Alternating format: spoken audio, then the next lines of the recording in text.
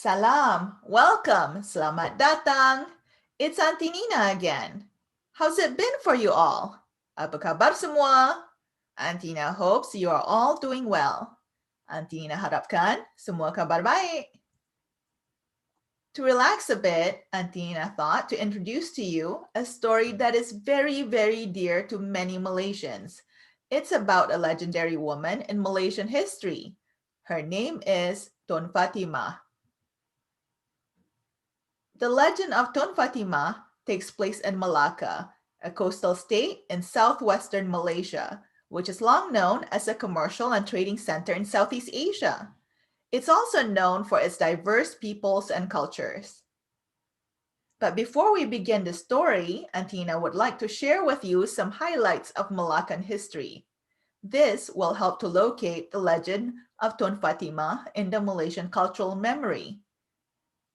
Malaka was founded around 1400 AD, and the state enjoys a long history of commerce, diplomatic, and non-diplomatic relationship with external powers. Its engagements with China can be traced back to 1403, when Chinese trade envoys arrived, which is then followed by Parameswara's visit to China in 1411. This is the same year that Parameswara, the first Sultan of Malaka, convert to Islam. Ties between the two powers are further strengthened with the marriage of a Chinese princess and Parameswara's descendant. The legend of Tun Fatimah is based on historical accounts found in the Malay annals, which dates Tun Fatimah to the reign of Sultan Mahmud Shah, which begins in 1488. Growing up in Malaysia, Antina enjoyed listening to folk tales and legends, and many of these stories were narrated in the form of Syair. What is Syair? Well, the word Syair is derived from the Arabic word shi'r, which generally means Arabic poetry. However, the poetic form called Syair in Bahasa Melayu denotes a particular genre of narrative poetry. Syair is often used to describe historical legends and events. Now, Syair might sound a little like a song, except Antina's voice is not so great. But Antina will be brave and narrate this aloud in the old way, but in English, so that you can get some feel for this old poetic form and learn about Tun Fatimah. Narrating Syair that's usually done in Bahasa Melayu in English is not easy. It's something new that Antina's doing to celebrate you and to celebrate the new year. So let's enjoy the legend of Tun Fatimah.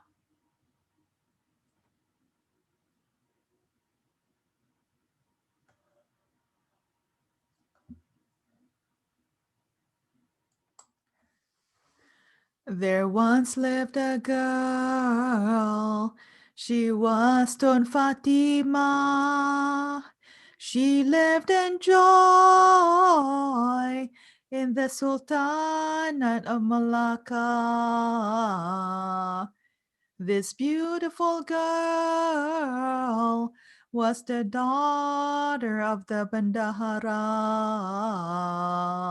whose name is Tun Mutahir, the Prime Minister of Malaka.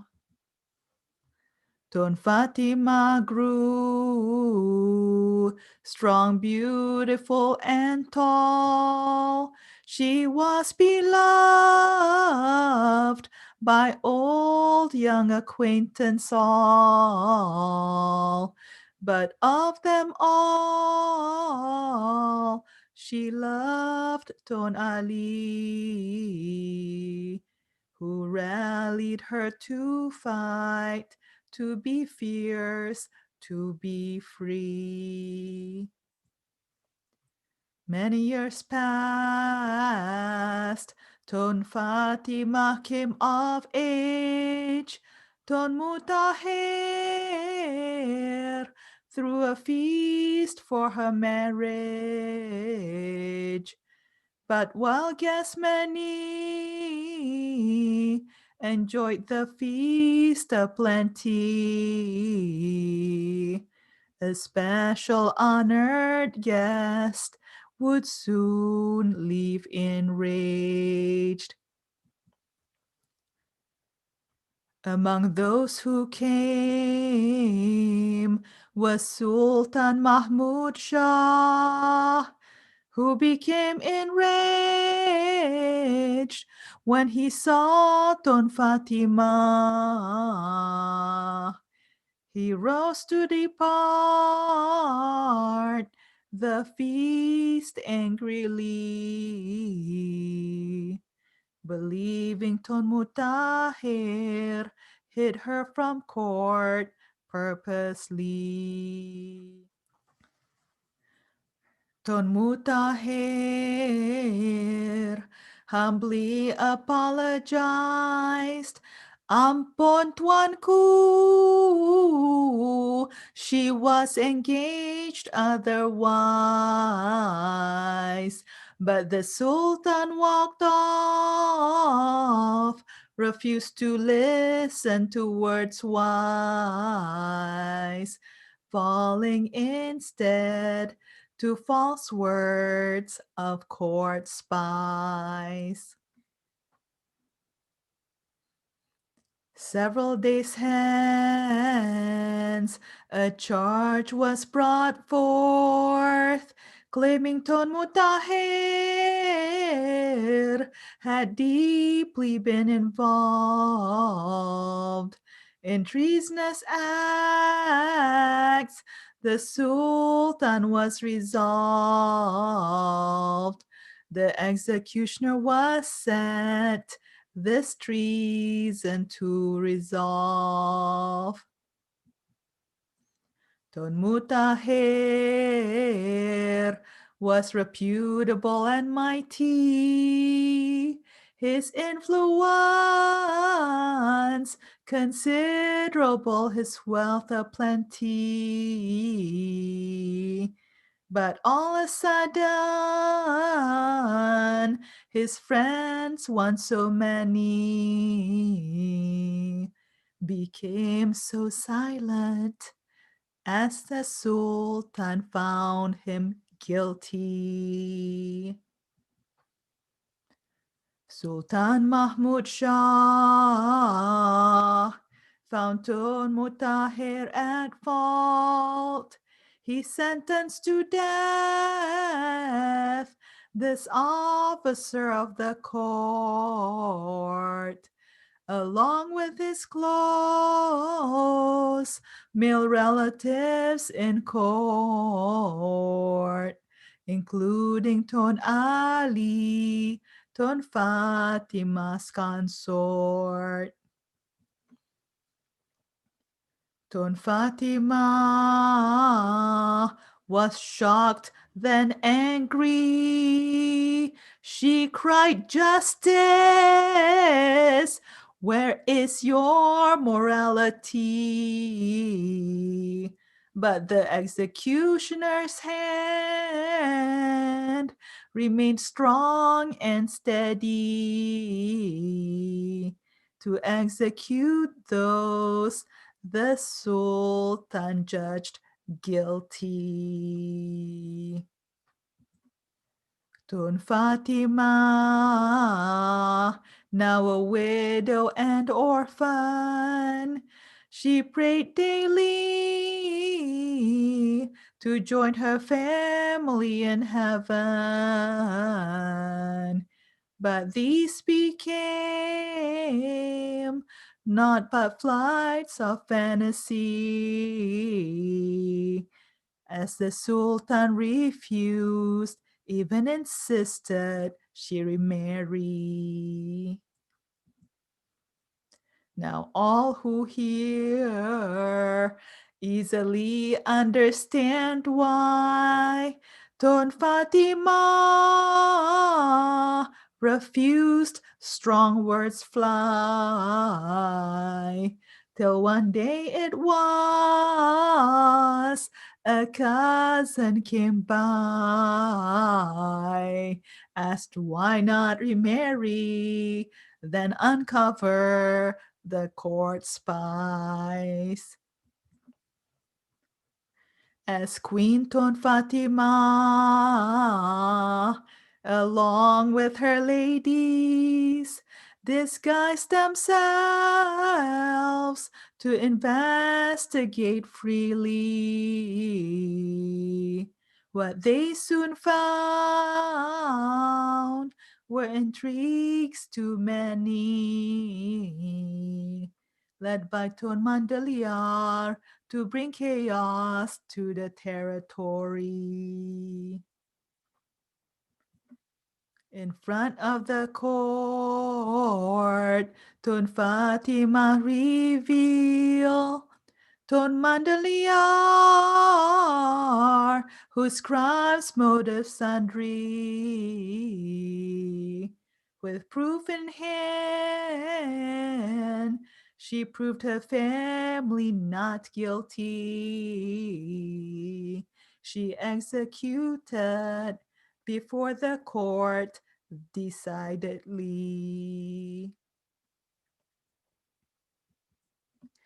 It is said the Sultan felt remorseful.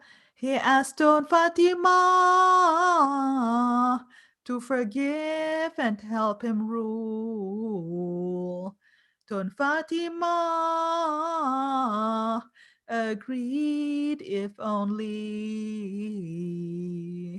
to protect, to serve, to assure peace and prosperity. While she was queen, Tun Fatimah worked to protect. She trained and led those who sought to affect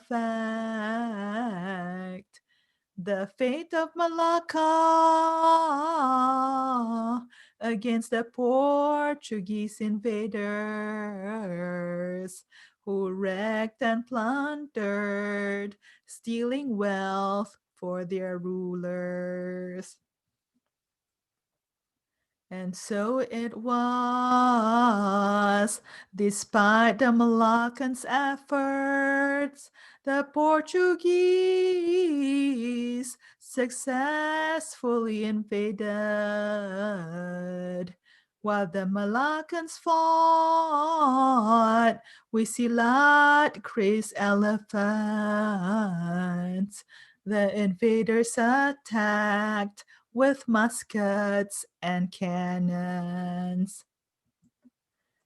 In 1511, the Portuguese staked claim to Malaka. Mahmud Shah fought to reclaim, but it was Tun Fatimah who received great acclaim for establishing alliances, strengthening Malaka, her aim.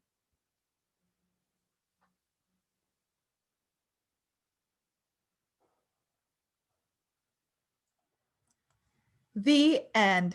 Thank you. Shukran. Terima kasih semua for listening to Auntie Ina narrating in Syair. Again, sorry. Asfe. Maaf ya.